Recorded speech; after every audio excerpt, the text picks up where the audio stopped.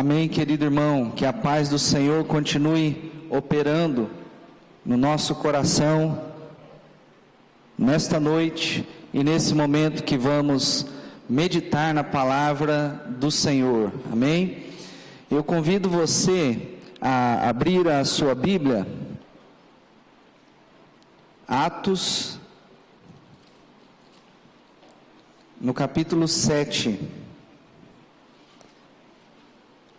Nós, nestas semanas, estamos aqui meditando e falando sobre um tema que nos leva a pensar em recomeços e em firmeza espiritual. Recomeçando e mantendo a fé é o tema que nós estamos aqui meditando nesses dias. Recomeçando e mantendo a fé. É possível recomeçar algo, manter a sua fé em Jesus? É mais do que possível, é necessário. E nós, neste tempo em que nós estamos numa transição aí do período da pandemia para o depois da pandemia, o pós-pandemia, nós precisamos ter este foco, e é isso que eu quero meditar com você, meu querido, que nós temos aprendido nesses domingos. E vamos continuar neste tema mais um pouco, meditando como Deus quer que nós possamos manter esta firmeza espiritual. Eu quero ler com você o texto onde há uma execução, a execução daquele que vai se tornar conhecido como o primeiro mártir do Evangelho. Estamos falando aqui de Estevão. A partir do versículo 54, Atos 7, então diz assim a palavra do Senhor: ao ouvir tais palavras, grandemente se lhes enfureceu o coração e rilhavam os dentes contra Estevão. Contudo, Estevão, cheio do Espírito Santo, ergueu os seus olhos em direção ao céu, contemplou a glória de Deus e Jesus em pé, à direita de Deus, e exclamou: eis que vejo os céus abertos e o Filho do Homem em pé, à direita de Deus. E então eles taparam os ouvidos e aos berros atiraram-se todos juntos contra ele.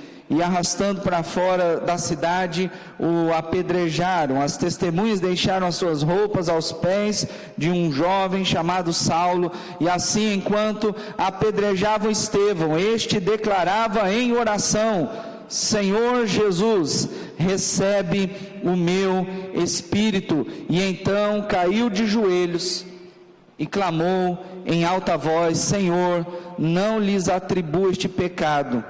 E tendo dito estas palavras, adormeceu. Estevão morre, querido, após ser apedrejado por uma multidão enfurecida, enraivecida com as mensagens do Evangelho e com o testemunho da vida daquele homem, servo fiel, alguém cheio do Espírito de Deus e que estava ali falando, anunciando a vontade do Senhor, a verdade. E nós de repente nos pegamos diante de situações como essas. Mas então, como que podemos pensar em uma realidade tão difícil dessa? Ser fiel, ser sincero e verdadeiro, um adorador verdadeiro, aquele que obedece à vontade do seu Senhor, que está ali buscando honrar a Deus sobre todas as coisas,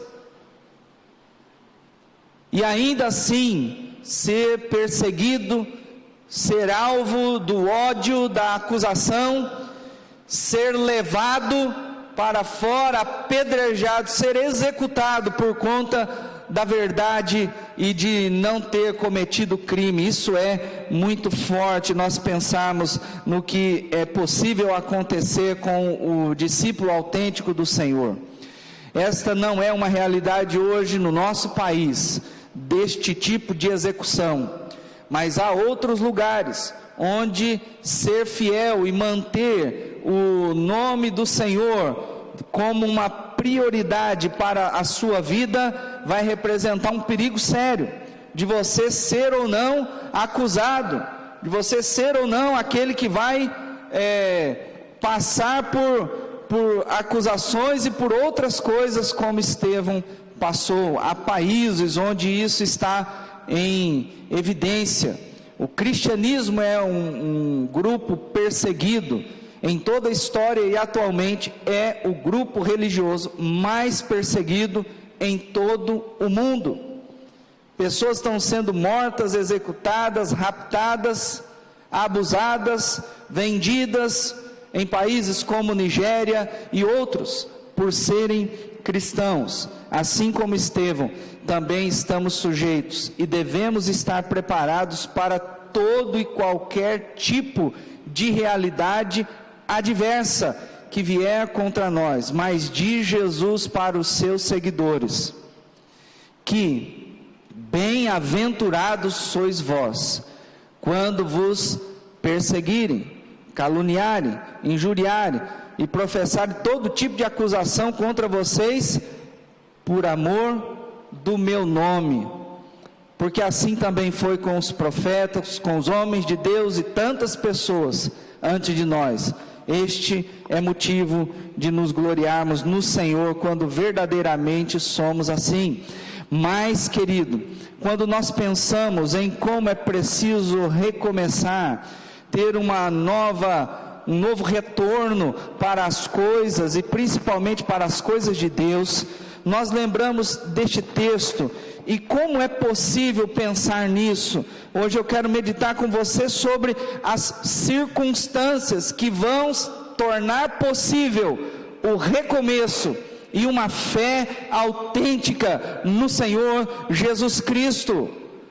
Estevão, Saulo e aquela multidão são figuras centrais nessa execução. O fato é que aos pés de Paulo, naquele momento ali, estava ainda sendo um perseguidor dos discípulos de Jesus, do Evangelho, do nome de Jesus.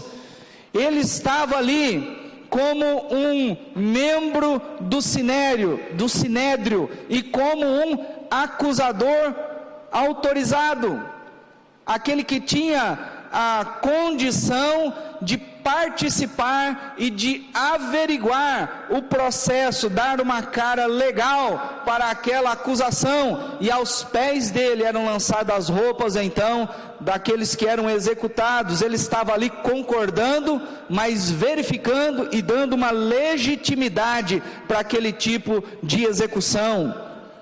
E aqueles que primeiro se enraiveceram, aqueles que primeiro se lançaram contra Estevão, que o levam para fora, têm a autoridade para lançar as pedras em primeiro lugar, e ali depositavam as roupas aos pés de Saulo, membro de um grupo que é conhecido como o Sinédrio, que estava ali vendo toda esta realidade, mas que depois estaria sendo convertido pelo próprio Senhor Jesus Cristo, e estaria tendo um novo começo na sua história, na sua vida.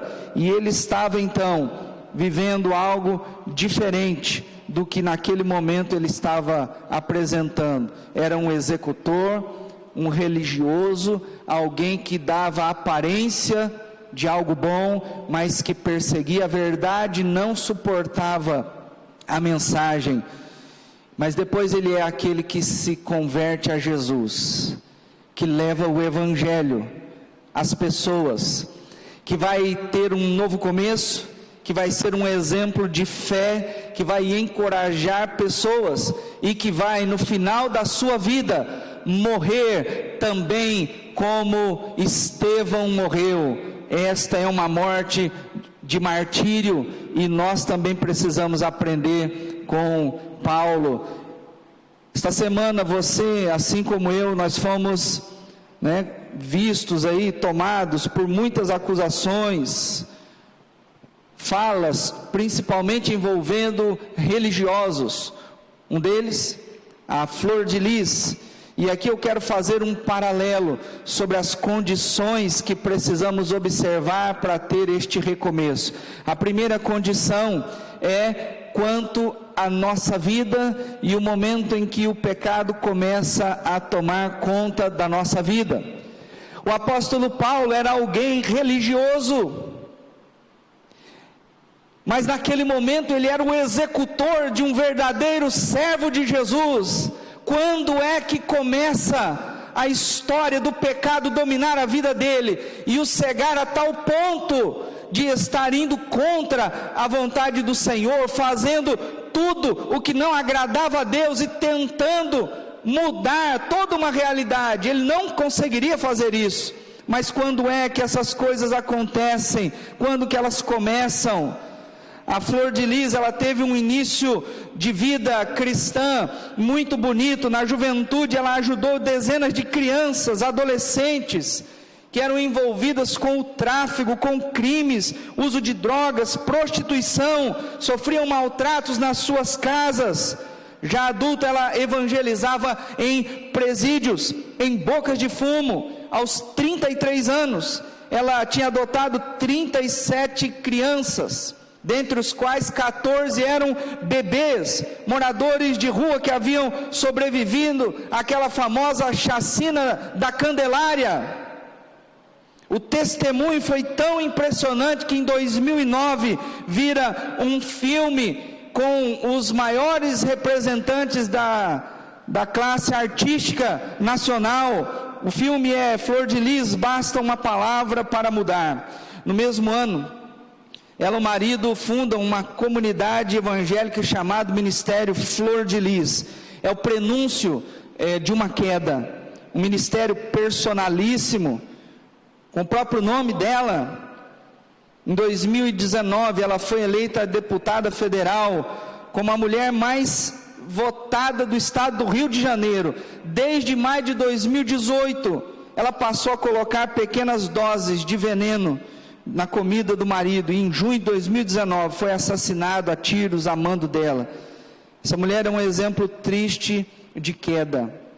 Nós não sabemos quando os pecados não confessados, aquelas pequenas oportunidades da nossa vida começaram a acumular na vida daquela mulher, mas agora nós estamos vendo a que ponto chegaram na história dela. O nome de Deus é blasfemado. Obrigado. Entre os gentios, por vossa causa, como diz exatamente, literalmente, o texto de Romanos capítulo 2, versículo 24. Jesus adverte em Lucas capítulo 17, versículo 1 e 2, é inevitável que venham escândalos, mas ai da pessoa pela qual eles vêm. Melhor fora que se lhe pendurasse o pescoço uma pedra de moinho e fosse atirado ao mar, do que fazer tropeçar algum desses pequeninos. O escândalo é grande. Será que há esperança para essa mulher, Flor de Lis dos Santos de Souza? Ora, para Davi, houve. Depois que Deus pesou a mão sobre ele, no meio das dores, do sofrimento, arrependeu-se, encontrou perdão em Deus, e sinceramente, depois que se derrubar o castelo que foi construído em volta dela, de fama, de igreja, de ministério, de nome, de família, de política e tudo mais, Deus possa tratar o coração daquela mulher profundamente, os seus pecados, e que ela retorne à simplicidade do Evangelho que viveu nos dias da sua juventude. Que Deus tenha misericórdia daquele coração. A primeira circunstância que devemos levar em conta para um recomeço e para que a nossa fé seja mantida fiel no Senhor é olhar para o pecado, que muitas vezes está nos rondando, mas são pecados não confessados, que nós não queremos tratar, que vão tendo um local cada vez maior dentro de nós, e em um determinado momento vai nos tornar cegos, e nos fará sim novos homens e mulheres autores de escândalos dessas proporções, e não acredite, imagine você que está imune desta realidade, porque todos nós somos pecadores. Davi é um exemplo, mas Paulo é um maior exemplo. O apóstolo Paulo está dizendo, e de uma maneira muito forte, que ele é este pecador. Abra sua Bíblia em 1 Timóteo capítulo 1, versículos 15, 16 e 17. Olha a declaração deste homem, agora antes um executor daqueles que seguiam a verdade, agora perseguido por conta da própria verdade. Ele diz assim a respeito de si mesmo. Esta declaração é fiel e digna de plena aceitação. Cristo Jesus veio ao mundo para salvar os pecadores, dos quais eu sou o pior, diz o apóstolo Paulo. Todavia, por esse motivo mesmo, me foi concedida misericórdia, para que em mim, o pior dos pecadores, Cristo Jesus demonstrasse toda a grandeza da sua paciência, e me tornasse no modelo para todos quantos haveriam de crer nele para a vida eterna. Portanto, ao Rei eterno, imortal, invisível, Deus único, sejam honra e glória pelos séculos dos séculos. Amém. Graças a Deus. Outra circunstância que nos leva a preparar para qualquer recomeço que Deus queira fazer na história, com firmeza de fé. Agora, olhando para Estevão, nós encontramos o motivo pelo qual não escandalizar ou não envergonhar. Não importa a acusação, não importa o que tiver que passar, mas por Cristo será necessário. Estevão estava ali, e no final, antes de morrer, apedrejado, provavelmente com muitas fraturas, sangue escorrendo, mas olhando para o céu e contemplando o próprio Cristo à direita de Deus, o aguardando na glória, ele então diz assim: Senhor, não lhes atribuas este pecado. Quando ele fala isso, ele morre, ele vai ao encontro de Cristo. Ele é um exemplo de Cristo. Ele também repete as mesmas expressões de Cristo na cruz. Que seja concedido perdão, não sabe o que fazem. Mas nós precisamos lembrar que a vida dele era uma vida que não precisava de mancha, de mácula ou de escândalo. Que assim seja também de todos nós aqui, queridos. Podemos nos perguntar, agora voltando para o paralelo com a notícia, com esta realidade do escândalo da Flor de Lis. E aqui eu estou falando dela por ser uma evangélica. Podia estar falando aqui do padre católico desta semana, podia estar falando aqui dos espíritas, podia estar falando de ateus, de qualquer grupo. Mas estou falando dela porque é um contexto mais próximo nosso. Você se escandaliza com o que ela faz, com o que ela fez? E aí nós precisamos lembrar de algumas realidades. Eu vi um texto essa semana que diz assim, que não me escandalizei quando descobri que Moisés matou um egípcio. E eu não me escandalizei quando descobri que Davi adulterou e ainda matou o traído. Não me escandalizei quando descobri que Abraão, o pai da fé, mentia. Eu não me escandalizei quando descobri que Eva, Adão, foram persuadidos por uma serpente. Não me escandalizei quando descobri que Sansão perdeu o Espírito de Deus por causa da prostituição. Não me escandalizei quando descobri que Paulo, depois de convertido, entrega 2 homens para Satanás. Não me escandalizei quando descobri que Esaú trocou a sua primogenitura por um prato de lentilha. Não me escandalizei quando descobri que João queria, o apóstolo João, o discípulo mais amado, ele queria atear fogo numa cidade. Não me escandalizei quando Pedro tentou matar Malco.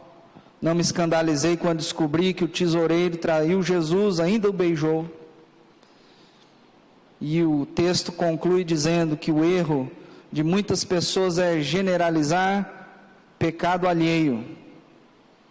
Aquela mulher pode até ter errado, como errou, e pelo visto, muito. Mas isso não afeta a fé. Pois eu creio em Jesus, olho para Jesus, pois ele nunca errou. Os homens estão todos fadados ao erro, mas enquanto a trombeta não tocar, todos podem receber o perdão e se arrepender debaixo dos céus. Nós não podemos, queridos, nos escandalizar pelos motivos errados. Romanos capítulo 1, versículo 16, Paulo diz assim: porquanto eu não me envergonho do Evangelho, porque é o poder de Deus para a salvação de todo aquele que nele crê, primeiro do judeu, assim como do grego, visto que a justiça de Deus se revela no Evangelho, uma justiça que do princípio ao fim é pela fé, como está escrito, o justo viverá pela fé. E em terceiro e último lugar, meu querido irmão, nós pensamos naqueles que estão muito longe do Senhor, são completos pecadores. Nós não podemos nos esquecer que somos também pecadores. A diferença é que somos arrependidos. E o Senhor nos perdoou. Aquela multidão, olhando para a multidão, há um ódio, uma raiva.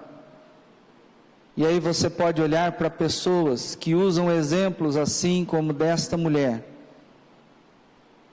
de tantos outros exemplos errados, onde o pecado está reinando, que levam o ódio a cometer as maiores atrocidades, inclusive contra aqueles que são os mais sinceros diante de Deus.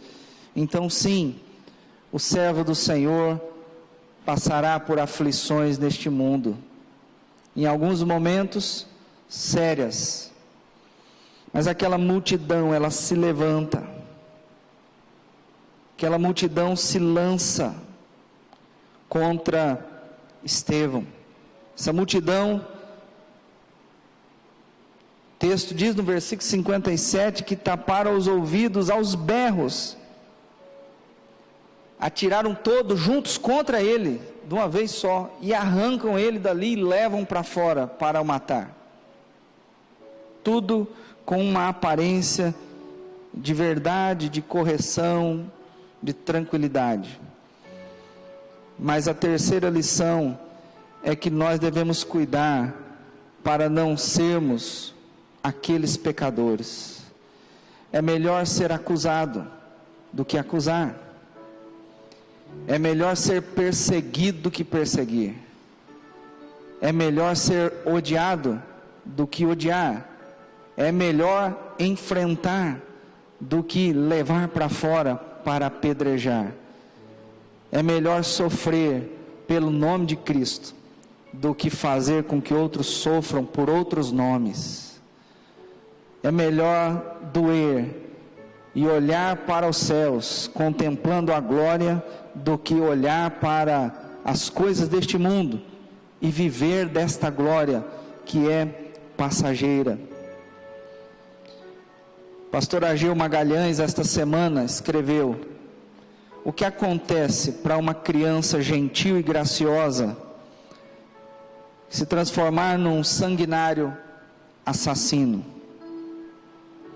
O que faz com que uma criança que gerou o sorriso dos pais ao dar os primeiros passos, balbuciar as primeiras palavras, que dormiu seguro nos braços da mãe, cresça e vire um agressor violento? A resposta é o poder destruidor do pecado. O pecado é de fato devastador. Ele vai aniquilando a ingenuidade, vai criando a maldade. Quanto mais crescemos e envelhecemos, mais longe ficamos da pouca pecaminosidade da nossa infância, mais duros, cínicos e insensíveis vamos nos tornando. Em Jesus Cristo, porém, essa degradação pode ser revertida. Em Jesus é possível nascer de novo, espiritualmente. João capítulo 3. Pela santificação é possível purificar os pensamentos, as palavras, as ações. É o que Jesus Cristo nos ensina em Mateus 18, versículo 3: em verdade vos digo que se não vos converterdes e não vos tornardes como crianças, de modo algum entrareis no reino dos céus. E a ingenuidade, a simplicidade perdidas na infância podem ser resgatados em boa medida.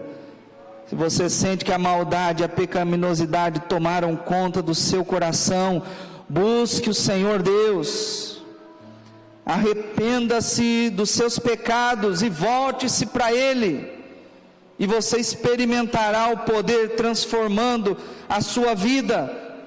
Não despreza o Senhor quem vem para o aconchego dos seus bondosos braços. É preciso um recomeço, mas é preciso fé em Cristo. Um recomeço é possível para todos, enquanto houver oportunidade, enquanto o Senhor não voltar, ainda é possível. Talvez você tenha vivido, e eu estou fazendo de propósito, nesse tempo das meditações, nesta série de mensagens, um chamamento para você pensar como foi esse tempo da pandemia, esses 4 meses aí mais ou menos, um pouco mais, um pouco menos para alguns. Se neste tempo você teve mais experiência com o pecado, ou com o próprio Senhor, a vontade de Deus.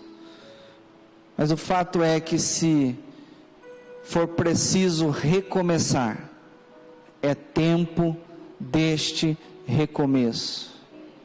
Se falta fé, é preciso ter fé no Senhor, na sua palavra, na sua vontade, como meditamos hoje pela manhã também. É preciso fé. E eu quero orar agora, quero que você feche os seus olhos. Todos os irmãos estão aqui. Você que está em casa, meu querido irmão, cada família que nos acompanha, você que está conosco no culto desta noite, na transmissão, que vai ver o culto em outro momento, eu vou orar por você. Não vou fazer um apelo específico agora, mas este será o objetivo da minha oração, que nós possamos ouvir o Senhor chamando, falando, e aqui então, nos voltando para Ele, tomando uma decisão. Senhor nosso Deus, nosso amado Pai, ó Deus da glória e de todo poder, nós estamos diante do Senhor como filhos, como servos, mas como pecadores, e clamando mais uma vez a Tua misericórdia. Pai, não nos deixe ser o Paulo ou Saulo de antes, mas o de depois do encontro com Jesus. Não nos deixa ser parte daquela multidão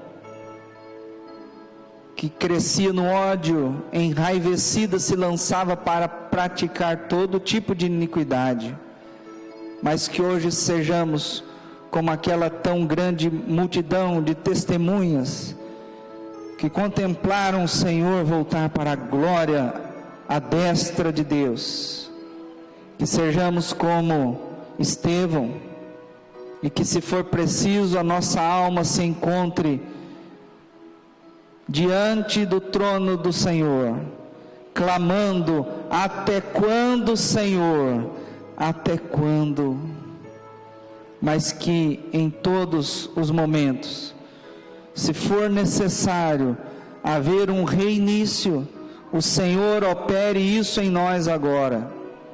Senhor, estenda da tua graça, da tua misericórdia, do teu perdão, da bênção sobremaneira que o Senhor tem para o teu povo, e que a tua mão nos conduza firmados na rocha, uma fé inabalável, a estarmos juntos do Senhor, caminhando na tua vontade. Olha o coração de cada um agora, que possamos ter uma decisão sincera, verdadeira e autêntica, junto de Jesus. E assim nós oramos e agradecemos, em nome de Jesus Cristo. Amém. Graças a Deus. Amém. Louvado seja o nome do Senhor, o autor da nossa fé.